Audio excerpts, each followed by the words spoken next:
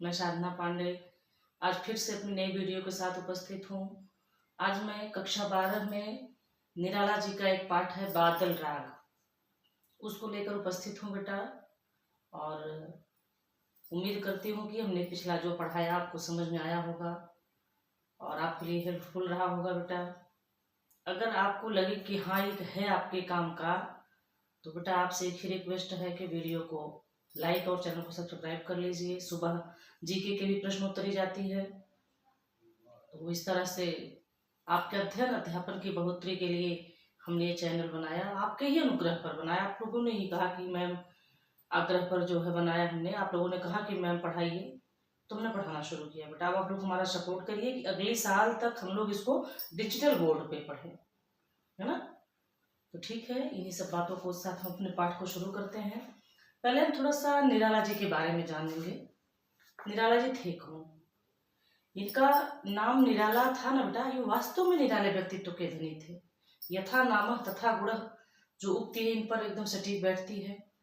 इनकी लेखनी निराली, इनका व्यक्तित्व निराला, इनका रहन सहन निराला। जिस समय ये थे, भारत गुलामी की जंजीरों में जकड़ा हुआ था, लोग पूंजीपतियों की अमीरों की चापलूसी में रहते थे, है ना। तो लेकिन ये उसका एकदम विरोध किए। छायावाद के आधार स्तंभ में से एक आधार स्तंभ है ये। 4 आधार स्तंभ है ना, प्रसाद, पंत, निराला और महादेवी वर्मा, एक आधार स्तंभ है। छायावाद के 72 कवियों में से एक कवि हैं ये। और इतना ही नहीं, इनको छायावाद का रुद्र भी कहा जाता है।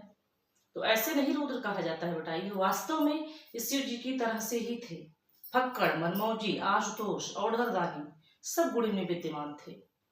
इनकी पूंजीपतियों और राजनेताओं से नहीं बैठती थी, बल्कि ये गरीब, किसान, मजदूर, रिक्शा चालक के पास बैठकर उनका सुख दुख हाल चाल पूछा करते थे, है ना। ये शोषक के प्रति इनके अंदर विद्रोह की भावना थी और शोषितों के प्रति सहानुभूति की भावना थी। इनकी कविता है भिक्षुक, दान, तमाम कविताएं हैं जो इन्होंने गरीब सर्वहारा मजदूरों को की संवेदनाओं को लेकर लिखा और देश को जगाने का प्रयास किया कि इनकी तरफ ध्यान दिया जाए। अभी सुन बे गुलाब पाइया खुशबू रंगो आब, इन्होंने करारा व्यंग किया है राजनेताओं को। आज जो आप राजगद्दी पर बैठे हैं, जो सुख भोग रहे हैं सत्ता का ना, ये जनता का ही, जनता की ही देन है। जनता ने आपको जिताया और आज आप अपने सुख में मगन हैं और जनता को पूछ ही नहीं रहे हैं। तो इन्होंने एकदम करारा कुकुर मुत्ता, इनका एकदम व्यंग प्रधान रचना है। तो इनके बारे में जितना कहा जाए बहुत कम है। तो इनका हम एक सिस्टम से देखते हैं। इनका जन्म 1897 ईस्वी में पश्चिम बंगाल के महिसादल राज्य के मेदिनीपुर नामक गांव में हुआ था, जबकि वो लोग निजी निवासी उन्नाव के थे, उन्नाव के गढ़कोला गांव के। इनके पिताजी पश्चिम बंगाल में सर्विस करते थे, तो आना जाना रहता था। इनका जन्म वहीं हुआ। और ये इनकी माता जो थी वो धार्मिक विचारों की महिला थी। पिता का नाम पंडित राम सहाय त्रिपाठी था और वो अपने समय के रईसों में गिने जाते थे, अच्छी सर्विस करते थे वहाँ। और इनकी माता इनके लिए मन्नत मांगती, मतलब पैदा नहीं हुई थी उसके पहले ही सूर्य भगवान का व्रत भी रखती।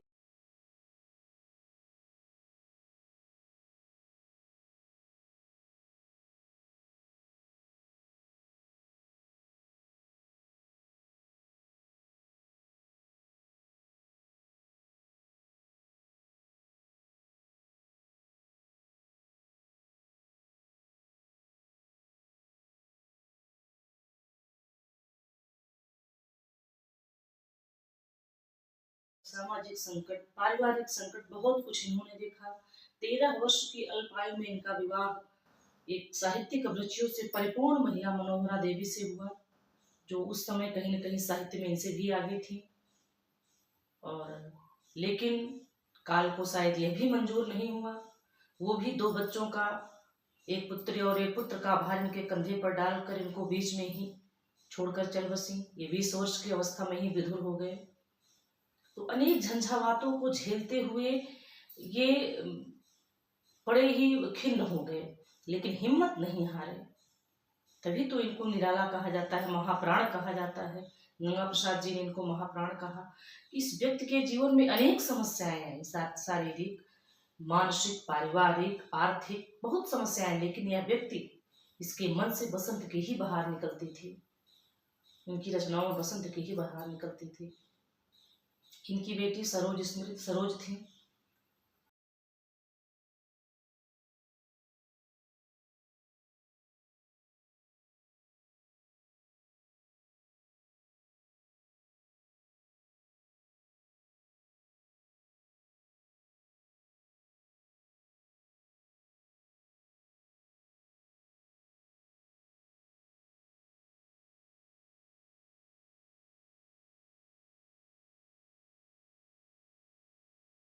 इनकी रचना है सरोज स्मृति, जिसमें इनकी वाणी की वेदना स्पष्ट रूप से झलकती है। धन्य मैं पिता निरर्थक था जो तेरे हित कुछ कर न सका।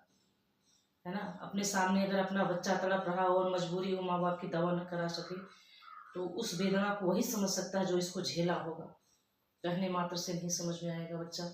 फिर ये सरोज स्मिथ लिखते हैं, जो हिंदी का प्रथम शोक गीत है। इन्होंने क्या कहा कि जिस तरह से मानव स्वच्छंद है, मनुष्य को स्वतंत्रता पसंद है, परतंत्रता नहीं पसंद, उसी तरह से कविता को भी स्वतंत्र किया जाए, छंद के बंधनों से मुक्त किया जाए। तो यही मुक्त काव्य के प्रणेता हैं। इन्होंने ही छंद के बंधनों से रहित रचना लिखी। इनकी कविता आप पढ़ेंगे तो लगेगा कि कुछ ऐसे ही कहानी नाटक पढ़ते जा रहे हैं, लेकिन भाव उसमें बड़े गहरे हैं। उसमें बहुत गहरे गहरे भाव, उसको आप पढ़ेंगे तो उसी में जिन ढूंढा पाई गहरे पानी बैठ, उसमें आप डूबते चले जाएंगे। इन्होंने समन्वय और मतवाला पत्रों का भी संपादन किया। बाद में खिन्न होकर के दारागंज आ गए। दारागंज प्रयागराज में है, वहीं रहने लगे। ये इतने स्वाभिमानी थे, किसी के सामने झुकना नहीं पसंद करते थे। ये राशन की दुकान पर घंटों लाइन में रहते थे, खुद अपना भोजन स्वयं बनाते थे। अगर उसी गरीबी में कोई अतिथि भी आ जाए तो उसके आतिथ्य सत्कार के लिए अपना सब कुछ न्यौछावर कर देते थे। अपने पेट की रोटी नहीं चिंता रहती थी, अपना निवाला खुद अतिथि को दे दिया करते थे। कई लेखक इनके यहाँ गए हैं, वो तो बहुत ब्रॉड हो जाएगा बच्चा, पूरा पढ़ने लगेंगे। इनकी रचनाओं में अनामिका, अरिमा, परिमल, कुकुरमुत्ता, बेला, जूही की कली की सबसे पहली रचना है 1916 में। मुक्तक छंद है। इनकी रचनाओं को केचुआ छंद कहा जाता है। जैसे केचुआ सिकुड़ता फैलता है, वैसी इनकी रचनाएं देखिए। कोई तारतम्यता पढ़ाई में नहीं थी, पूरी एक लय चले, बस भाव इसमें रहते हैं, है ना। और जो है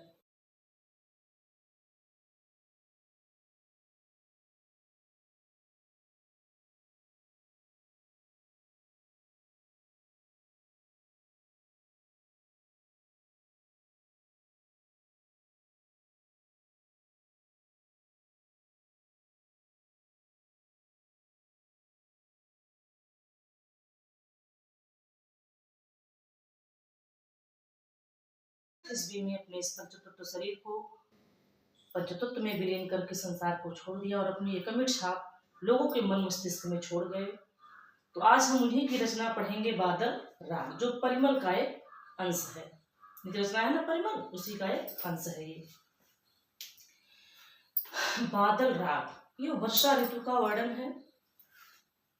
उस समय भी अकाल पड़ा था, बहुत दिन तो वर्षा नहीं हुई थी, तो अकाल पर अनेक लोगों ने कविताएं लिखी। और अकाल के बाद जब बारिश हुई तो उससे जो प्रसन्नता हुई, और अकाल के बाद क्या, पहले इतने संसाधन नहीं थे सिंचाई इत्यादि के, नहरों और नदियों के माध्यम से सिंचाई होती थी, तो किसानों को वर्षा के जल का ही अधिकतर भरोसा रहता था। तो वर्षा होते ही तो किसान खुश हो, आज भी हो जाता है, तब भी होता था बेटा, है ना। तो उसी का ये वर्णन है बादल राग, जो परिमल का एक अंश है। झूम झूम मृदु गरज गरज घन घोर, यहाँ मानवीकरण अलंकार है। बादल को एक प्रतीक की तरह से प्रकट किया गया है। झूम झूम मतलब प्रसन्न होकर, मृदु मीन्स कोमल या मुलायम, गरज गरज घन घोर। बादल क्या कह रहा है, निराला जी क्या कह रहे हैं, निराले व्यक्तित्व के धनी सूर्यकांत त्रिपाठी निराला जी कह रहे हैं कि हे अमर राग के प्रणेता बादल, अमर राग से उठाएंगे, हे अमर राग के प्रणेता बादल, तुम झूम करके, प्रसन्न हो करके, मृदु माने कोमलता के साथ नृत्य करते हुए, प्रसन्न होते हुए, गरज गरज कर इस संपूर्ण आसमान में अपनी गर्जना को भर दो। रोरमंस आवाज को, अपनी गर्जना को, अपनी आवाज से इस संपूर्ण आसमान को भर दो। कहने का मतलब इस धरती का कोई भी कोना आपके वर्षा से अछूता न रहे, हर जगह आप बारिश कराइए। झर झर झर निर्झर गिर सर में, यानी तुम झरझर की बूंदों से, निर्झर मीन्स झरनों में, गिर मीन्स पहाड़ों में, सर मीन्स तालाब में, घर मीन्स सबके घरों में, मर मीन्स मरुस्थल में, तर मरमर माने वृक्षों की सरसराहट में, मरमराहट में, सागर में माने समुद्र में, सरित सरित माने नदियों में, तड़ित गति बिजली की गति के साथ, चकित पवन में, आश्चर्यचकित होते हुए, तेज गति के चलते हुए वार में भी, मन में यानी सबके हृदय में, सबके मन में, विजन गहन, वी माने रहित, जन माने लोगों से, तो लोगों से रहित स्थान कौन सा है? जंगल है। तो घने जंगल में, कानन मीन्स भी जंगल होता है, घनघोर जंगल में, आनन आनन में, सबके मुख पर प्रसन्नता को प्रकट करते हुए, रव घोर कठोर, अपने घोर गर्जना की आवाज को भर दो। कहने का मतलब जब वर्षा होगी फसल अच्छी होगी, फसल अच्छी होगी तो हम वर्ष भर आराम से रहेंगे। तो वही वर्णन इसमें किया गया है। अरे वर्ष के हर्ष, देखिए लाइन यहाँ आ गई, अरे वर्ष के हर्ष, हर्ष माने प्रसन्नता, वर्ष के हर्ष यानी पूरे वर्ष की प्रसन्नता कौन है? बादल है। हमने कहा ना भी कि जब बारिश बढ़िया होगी तो फसल बढ़िया होगी, फसल बढ़िया होगी किसान साल भर आराम से खाएगा, प्रसन्न रहेगा। उसमें भूखमरी भी तो हमारे देश में थी। तो अरे वर्ष के हर्ष, हे संपूर्ण वर्ष, एक वर्ष तक प्रसन्नता को प्रदान करने वाले बादल, हे प्रसन्नता को प्रदान करने वाले प्राणदायक बादल, बरस तू बरस बरस रसधार, तुम अपने बादलों से सिर्फ जल ही मत बरसो, अमृत के रस की धारा को भी गिराओ, पार ले चल तू मुझको। अरे बादल, इतना ही नहीं, तुझसे एक मेरी विनती ये भी है कि तू मुझे अपने साथ बहा के, अपने साथ जैसे तुम पूरे आसमान में भ्रमण करते रहते हो वैसे ही मुझे भी अपने साथ बहा कर ले चलो। कहाँ? दिखा मुझको भी निज गर्जन भैरव संसार, मुझे भी अपने साथ बहा कर ले चलो और अपनी गर्जना के उस भैरव में, इस भयंकर संसार को मुझे दिखाओ। मैं भी जानना चाहता हूँ कि कहाँ से बादल उठता है, कैसे बादल गरजते हैं, कैसे बादल वर्षा करते हैं। मुझे भी अपने साथ ले चलो और अपने उस भयंकर गर्जना के संसार को, अपने उस दुनिया को मुझे भी दिखाओ। नागार्जुन जी ने लिखा है ना, बादल को घिरते देखा है, अमल धवल गिर के शिखरों पर आपस में भिड़ते देखा है, बादल को घिरते देखा है। 9 में है। हाँ, तो इतना हमने देखा। निराला जी के हमने जीवन परिचय के बारे में जाना। उन्होंने समन्वय मतवाला पत्रों का संपादन किया था। जीवन बड़ा कष्टमय बीता उनका, लेकिन उनकी कविताओं में आप देखेंगे तो ओज है। ये भी वीर रस की कविता है। बादल को प्रेरित कर रहे हैं, ये है ना, उत्साह भर रहे हैं बादल में।